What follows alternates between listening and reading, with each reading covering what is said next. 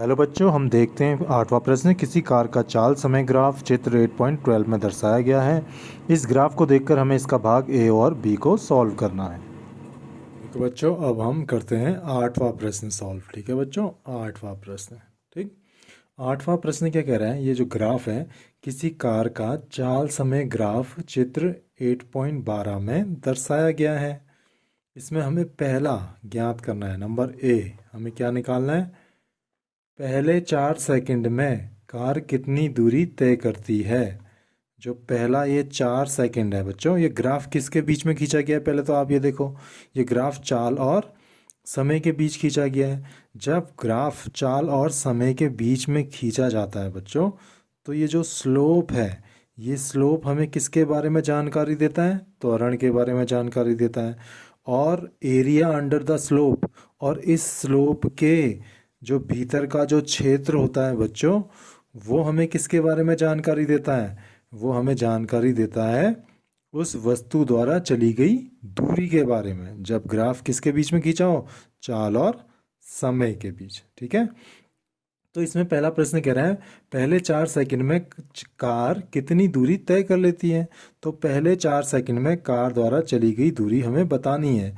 इस अवधि में कार द्वारा तय की गई दूरी को ग्राफ में छायांकित क्षेत्र द्वारा दर्शाइए।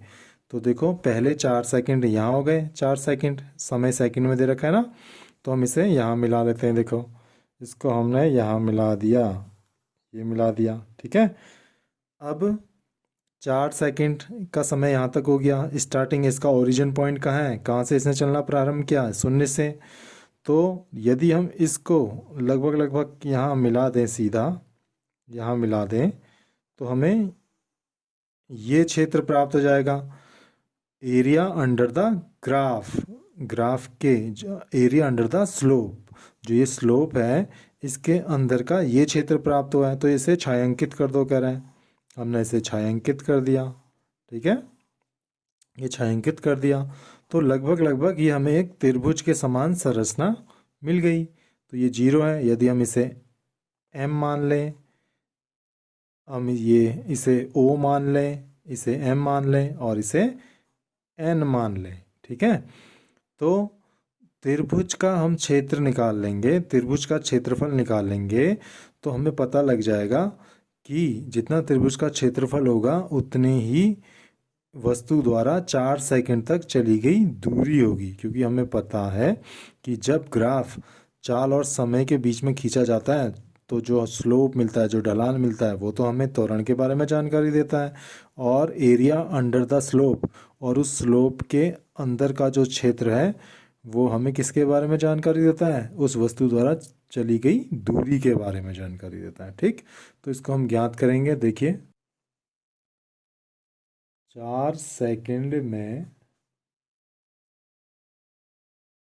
चली गई दूरी कितनी हो जाएगी? 4 सेकंड में चली गई दूरी, 4 सेकंड में चली गई दूरी उतनी ही होगी जितना कि इस स्लोप के नीचे का जो ये क्षेत्र है, उसके क्षेत्रफल के बराबर। और ये लगभग सीधी लाइन हमने यहाँ मिला दी, तो ये एक त्रिभुज का क्षेत्रफल है। तो त्रिभुज का क्षेत्रफल कितना होता है?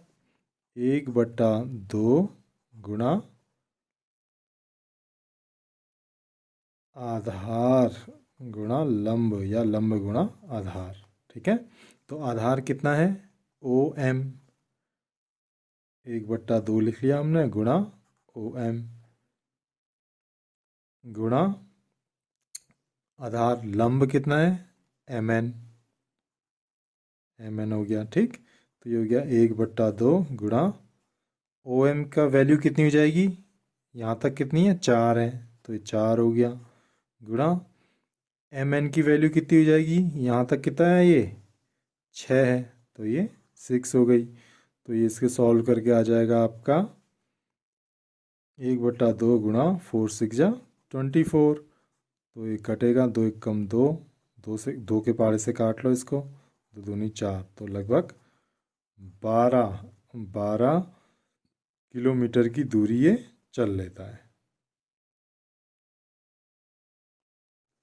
तो इसने तय करी बच्चों 12 मीटर की दूरी तय कर ली। ठीक है, क्योंकि चाल है बच्चों ये मीटर प्रति सेकंड में दे रखी है और समय सेकंड में दे रखा है, तो दूरी किस में होगी, मीटर में होगी, ना कि किलोमीटर में। ठीक। तो बच्चों अब इसमें देखो इसका बी प्रश्न है, ग्राफ का कौन सा भाग कार की एक समान गति को दर्शाता है। तो ग्राफ का कौन सा भाग कार की एक समान गति को दर्शाएगा, इसके लिए हमें पता है बच्चों, जब ग्राफ टेढ़ा होता है यानी कि कर्व के रूप में होता है तो वो असमान गति को प्रदर्शित करता है, यानी कि समान समय अंतराल में असमान दूरी तय की जा रही है या असमान चाल से वो चल रहा है। ठीक है। अब जब इसमें देखो ग्राफ कर्व कहाँ तक है, यहाँ तक है कर्व, लगभग ग्राफ का कर्व यहाँ तक है। ठीक है। हम देखते हैं कि 6 सेकंड के पश्चात हमें एक सीधी रेखा प्राप्त होती है। 6 सेकंड के पश्चात, यहाँ देखिए 6 सेकंड के पश्चात हमें एक सीधी रेखा प्राप्त होती है। तो इसका मतलब ये है कि 6 सेकंड के पश्चात जो है, जो वस्तु है वो एक समान वेग से या एक समान चाल से गति करेगी। तो इसका उत्तर हो जाएगा 6 सेकंड पश्चात। 6 सेकंड पश्चात वस्तु एक समान चाल से। तो बच्चों इस प्रकार से हमें 6 सेकंड के पश्चात, जो 6 सेकंड के पश्चात है, एक सीधी रेखा मिलती है और सीधी रेखा यह प्रदर्शित करती है कि समय बढ़ने के साथ साथ वस्तु की चाल में कोई परिवर्तन नहीं हो रहा है। ठीक है। जब समय 6 से 7 सेकंड हो गया तभी भी वस्तु की चाल उतनी थी, जब 7 से 8 हुआ तभी भी वस्तु की चाल उतनी ही थी, मीटर प्रति सेकंड में। ठीक। तो 6 सेकंड के पश्चात से वस्तु एक समान गति से गतिमान करेगी। ये बी का उत्तर है।